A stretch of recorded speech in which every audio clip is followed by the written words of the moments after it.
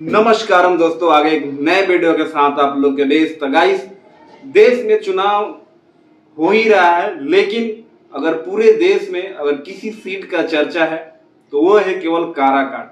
और काराकाट पे मैंने कल एक वीडियो बनाया था कि काराकाट क्यों चर्चा में है। अभी तक आपने नहीं देखा है तो जाके एक बार जरूर देख लेना। एग्जिट पोल कल शाम को सारे मैक्सिमम न्यूज चैनलों ने अपना घोषित कर दिया। कई जगहों पे जो निर्दलीय कैंडिडेट है दो जीत दिखा रहा है, कई जगहों पे एक दिखा रहा है, वो भी प्रचंड बहुमत से, तो उसमें पवन सिंह को दिखा रहा है।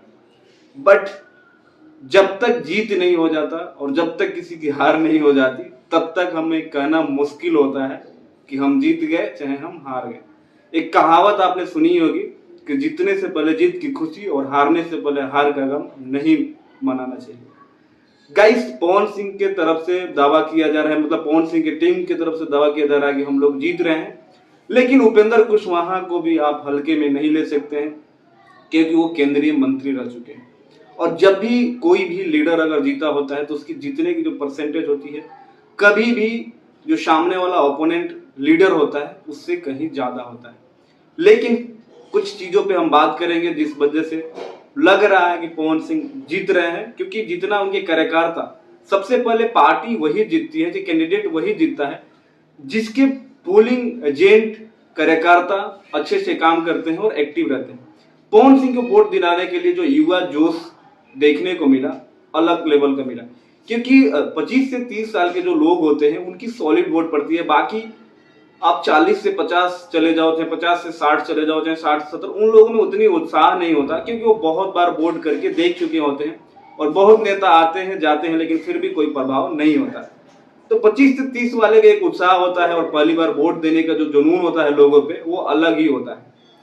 पवन सिंह के लिए मतलब जनता खुद ही कैंपेन कर रही थी, खुद ही वोट मांग रही थी। अब बात कर लेते हैं टोटल वोट परसेंटेज की। तो काराकाट में टोटल 18 लाख प्लस मतदाता है और 55% के करीब मतलब वोट पड़ा है, यानी 9,90,000 के करीब। मैं 10 लाख मान लेता हूँ, 10 लाख वोट पड़े हैं और टोटल प्रत्याशी हैं वहां पे 12, मतलब 12 प्रत्याशी हैं जिसमें से 3 पूर्ण रूप से मतलब लड़ाई में हैं, राजा राम सिंह और आपके उपेंद्र कुशवाहा और पवन सिंह। बट राजा राम सिंह की भी उतनी प्रचार वगैरह नहीं था, उनको पता था कि शायद लड़ाई मेरी है ही नहीं तो मुझे इतना जोर शोर करने की वो कुछ है नहीं। अब आ जाते हैं दो लोगों के बीच लड़ाई।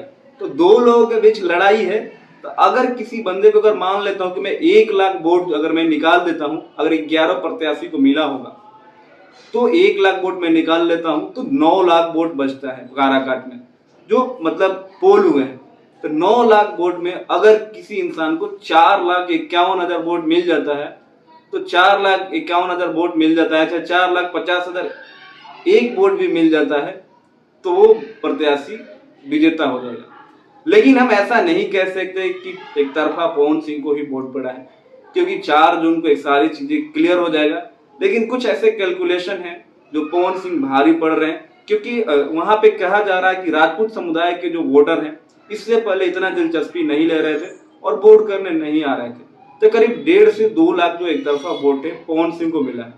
2 लाख वोट अगर पवन सिंह को वहां से मिल जाता है, कुछ ब्राह्मण वोट दिया है, कुछ भूमियारों ने वोट दिया है, कुछ यादवों ने वोट दिया है और कुछ और अन्य कास्टों ने पवन सिंह को वोट दिया है। अगर 2-2.5 लाख वोट अगर अलग कास्टों का आ जाता है तो पवन सिंह वहां से आराम से चुनाव जीत जाएंगे। अदरवाइज उपेंद्र कुशवाहा आराम से वहां से चुनाव जीत जाएंगे, उनको कोई दिक्कत नहीं होगा। बाकी गाइस, आप लोग का क्या कहना है कमेंट एक बार जरूर करना, कमेंट करके एक बार जरूर बताना। बाकी मिलते हैं अगले वीडियो में, तब तक अपने भाई को दो इजाजत।